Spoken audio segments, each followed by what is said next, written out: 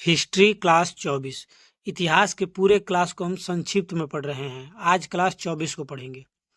मगध पर कुल 7 वंशों ने शासन किया था, जिसमें 3 वंश हम पिछली क्लास में पढ़ चुके हैं।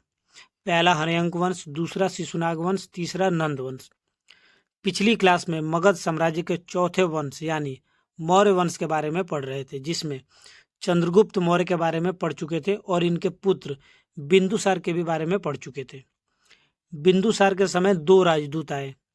पहला डायमेकस, ये सीरिया से आए थे। इनको मेगास्थनीज का उत्तराधिकारी माना जाता है। बिंदुसार ने डायमेकस से मीठा शराब और अंजीर मंगवाया था। उसके बाद एक दार्शनिक मंगवाया। तब सीरिया के राजा ने मना कर दिया और कहा कि हम विद्वानों का व्यापार नहीं करते।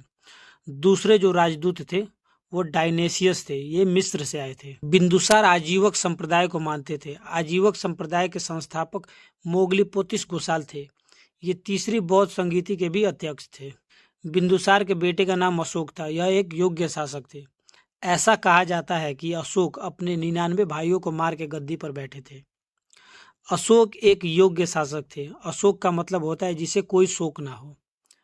304 ईसा पूर्व में अशोक का जन्म हुआ था। 269 ईसा पूर्व में ही अशोक ने अपना राज्याभिषेक करवाया। 261 ईसा पूर्व अशोक ने कलिंग का युद्ध किया। ऐसा माना जाता है कि यह युद्ध हाथियों के लिए किया गया था। हालांकि कलिंग युद्ध में बहुत ज़्यादा लोगों की जान गई थी। छोटे बच्चे से लेकर गर्भवती महिला तक मारी गई थी। उड़ीसा को ही कलिंग के नाम से जाना जाता है। युद्ध में अशोक जीत गया, लेकिन आखिरी में जब अशोक ने इतना विध्वंस देखा तब अशोक का हृदय परिवर्तन हो गया और अशोक ने युद्ध करना छोड़ दिया और धार्मिक नीति पर चलने का फैसला किया। इन्होंने अपने भतीजे निग्रोध की प्रेरणा लेकर बौद्ध धर्म को अपना लिया। उसके बाद इन्हें बौद्ध धर्म की शिक्षा उपगुप्त द्वारा मिली थी। अशोक की 5 पत्नियों में सबसे प्रिय कारुबाकी थी। इनका अभिलेख कौशाम्बी में मिला है। इस अभिलेख से यह पता चलता है कि कारुबाकी बहुत ज़्यादा दानी थी। अशोक के बेटे का नाम महेंद्र और बेटी का नाम संघमित्रा था, जिन्हें इन्होंने श्रीलंका बौद्ध धर्म के प्रचार के लिए भेजा था।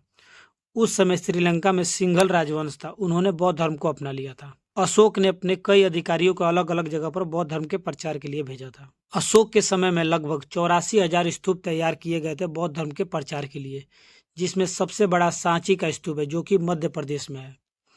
कलिंग आक्रमण के बाद अशोक यात्रा करके लोगों को इकट्ठा करके बौद्ध धर्म के बारे में बताते थे। अशोक राज्याभिषेक के 10वें वर्ष गया पहुंचे और 20वें वर्ष लुम्बिनी पहुंचे, जो कि नेपाल में है। इन्होंने वहां जाकर धार्मिक टैक्स को कम करवा दिया था।